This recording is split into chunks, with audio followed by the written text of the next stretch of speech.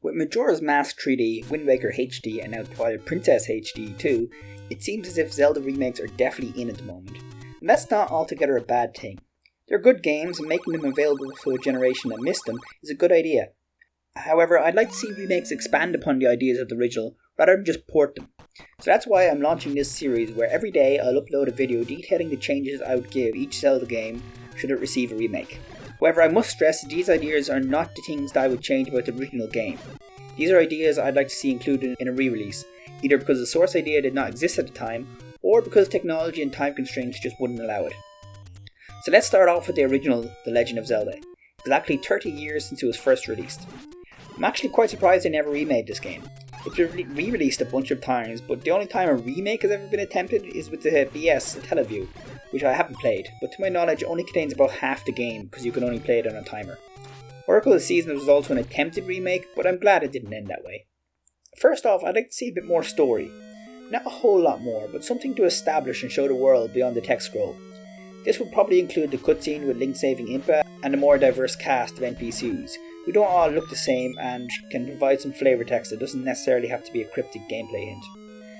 A general update to the combat, nothing really wrong with the original, it works for its time, but Link just poking a sword into an enemy using a single frame is a little bit boring, so I'd like to see something more similar to A Link to the Past or the Minish Cap. Maybe Tiger Scrolls and the ability to do more sword techniques could be included too, but at the very least, I think we should get the spin attack. It's a staple of the series and this is one of only 2 games it's not in. I'd like to see the bomb bag be the item of level 2. It seems odd to me the way bombs are presented in the game when they're clearly meant to be the main item of level 2. It's the first dungeon where breakable walls appear, you get them naturally in the dungeon, and it's the weapon used to defeat the boss. Gaining the magic boomerang so soon after the normal one is kind of pointless. Instead, the magic boomerang will be moved to an item you can get from one of the great fairies. Saving at any time and reloading the save file starts in a dungeon if that's where you save. The recorder will return you to the start of a dungeon unless you're fighting Big Door. I'd like to see boss keys in dungeons. This wouldn't require too much of a redesign, especially since there are loads of fake out rooms already and overall would expand the dungeon's experience.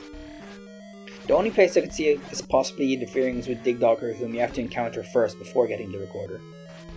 The Stone of Agony will be an item you can find somewhere in the game that reveals it is a secret on screen. Also, if you find a secret, it remains found. I love how there are so many hidden things in Zelda 1, but finding them relies on systematically trying everything, which isn't good design. Knowing if you found every secret on any given screen would go a long way towards actually discovering things.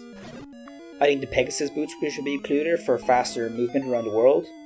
I think a trading quest would be a good way of expanding the story of the game without actually interfering with the gameplay, and in general just giving the NPCs more character. The aforementioned Stone of Agony would be a suitable reward. I don't think Aqua Mentis should be the boss at level 7. Repeating the first boss of the game in one of the last dungeons in the game, that is just a little underwhelming. I don't mind him doing it with Gleeok because he actually made his boss battle more difficult and interesting each time by giving him more heads, but literally using the exact same boss again as the final enemy of the dungeon, that's just why. Who would replace him? Well, I guess Patra would like to be a dungeon boss, the mini boss you fight in level 9.